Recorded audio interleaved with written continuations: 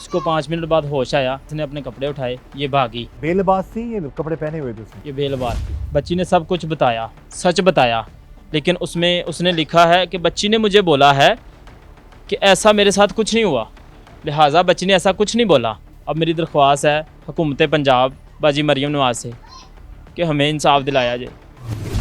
इस वक्त जी हमारे साथ मौजूद हैं उस 14-15 साल लड़की के चचा, जिसके साथ मुबैना तौर पर एक नहीं दो नहीं चार जालमों ने मुबैना तौर पर उसको अपनी जिंदगी का निशाना बनाया। फिर उसकी मुबैना तौर पर बारी बारी वीडियोस बनाते रहे और वीडियो बनाने के बाद उसको ब्लैकमेल करते रहे कि तुमने रोजाना 10 बजे मिलना है, नहीं तो तुम्हारे घर में घुसकर तुम्हें गोली मार देंगे या मुबैना तौर पर तुम्हारी वीडियो वायरल कर देंगे। बात करते हैं जी उस लड़की के चचा से।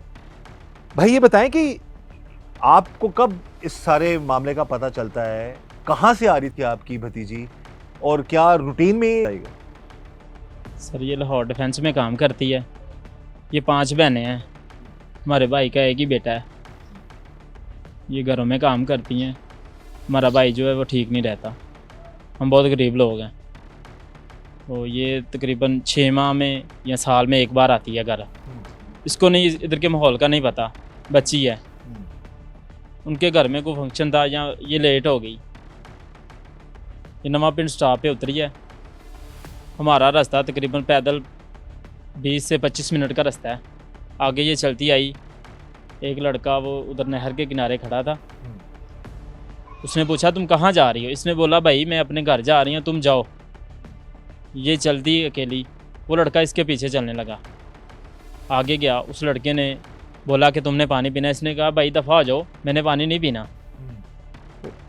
ये चलने लगी, उधर से उसने पानी लिया।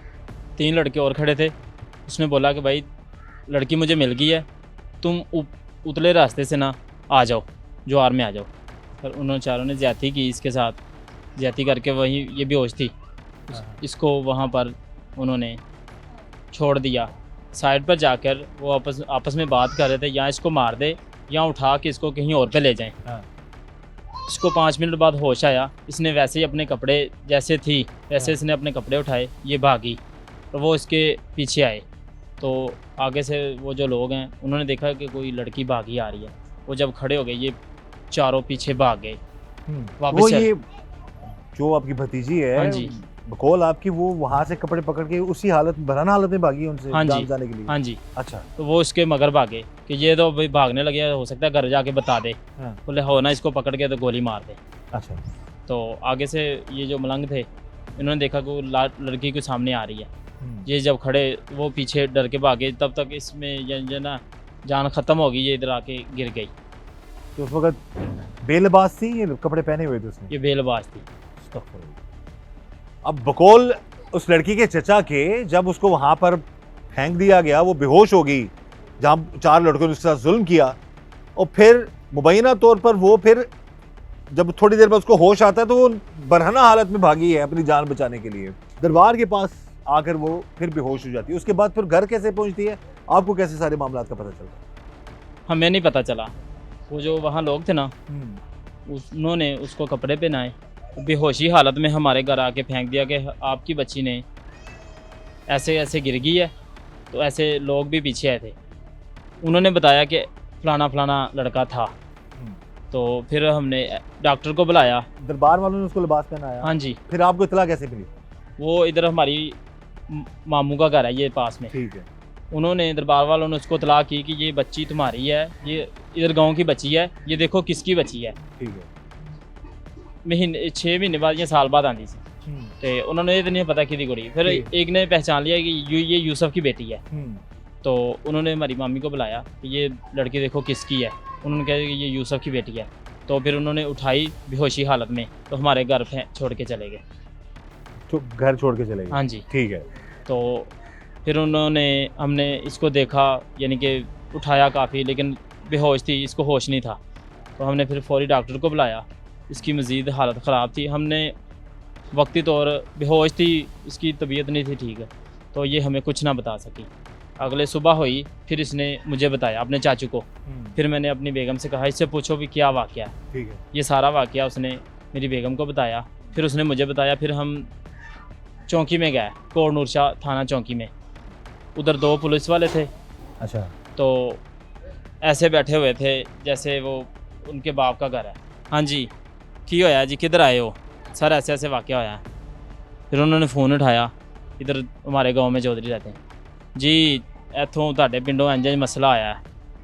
तो फिर ये गए, इन्होंने दरख्वास्त वगैरह करवाई, यानी कि जैसे जैसे हमारे साथ हुआ हमने वैसे बताया, लेकिन हमें नहीं पता उन्होंने क्या लिखा। लेडी पुलिस ऑफिसर है मिस राबिया का जिक्र कर रही है हाँ बच्ची जी। आपकी, तो वो उन्होंने फौरन में इसका नहीं करवाया मेडिकल? नहीं, फौरी नहीं मेडिकल। क्यों आपने नहीं कहा हमारा मेडिकल जल्दी करके? हमने- सारा केस जो है ना हाँ जी, वो बेस ही मेडिकल पे करता है।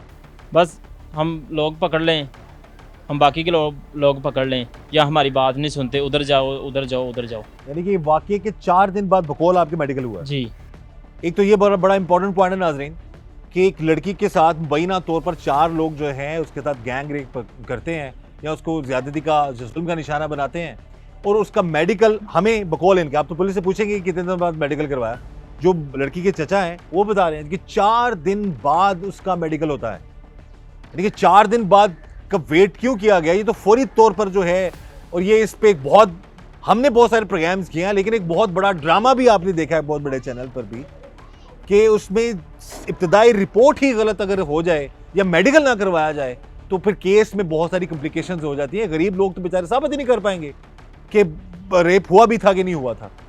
तो अच्छा, 4 दिन बाद मेडिकल रिपोर्ट फिर क्या आई? मेडिकल वालों का क्या, जो मेडिकल जिन्होंने दिया आपको रिपोर्ट, वो जो पुलिस वाले साथ गए उनका क्या रिस्पॉन्स था, क्या मामला था? वो जो मैडम राबिया, उन्होंने फिर 4 दिन बाद बोला कि चलो भाई रिपोर्ट लेने तुसी इत्थे आ जाओ, शदरे मोड़ कचहरी। उधर से उन्होंने जज के साइन लिए, शेख हॉस्पिटल इधर है, तो वहाँ पर हमें ले गए मेडिकल के लिए। तो उधर जाके उन्होंने पहले आप बातचीत की, फिर वो बातचीत करके चले गए। मैडम राबिया वहाँ चली गई, तुम्हारी बारी आती है तो फिर तुमको बुला लेंगे। हमारी बारी आई, 2 डॉक्टर थी और मेरी भतीजी थी और उसकी वालदा थी साथ में।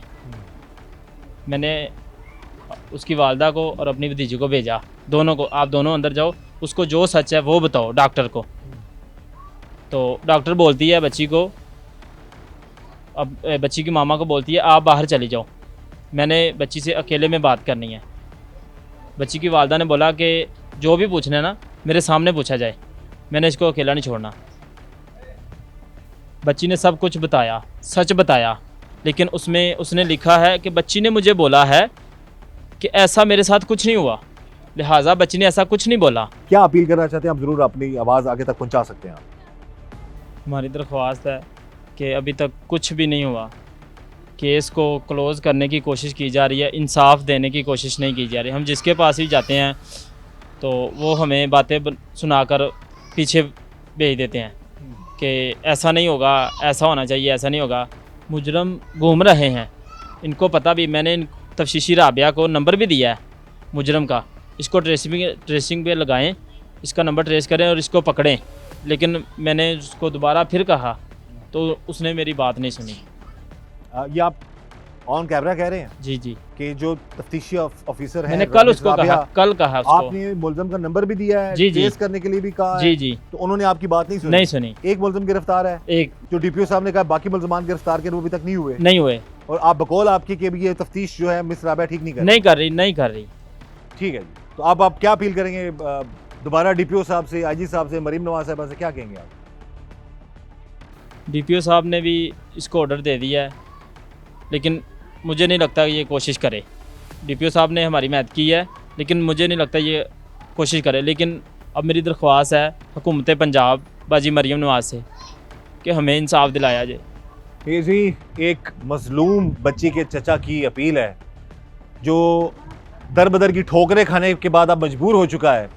वो यही कह रहा है कि इस केस की तफ्तीश मेरिट पर हो, और मरीम नवाज साहिबा से ये गुजारिश है कि इस केस की तफ्तीश मेरिट करवाई जाए और इन गरीबों को, उस मसलूम और मासूम बच्ची को इंसाफ दिलाया जाए। और हमारी भी यही गुजारिश है, इस केस की तफ्तीश मेरिट पर होनी चाहिए ताकि असल हक़ाइक़ सामने आ सकें और इस मजलूम ख़ानदान को इंसाफ मिल सके। इस दुआ के साथ कि अल्लाह ताला हम सब पर रहम करम और फजल फरमाए, अल्लाह हमें हर तरह और हर किसी की शर से बचाए। मुझे इजाज़त दीजिएगा, अल्लाह।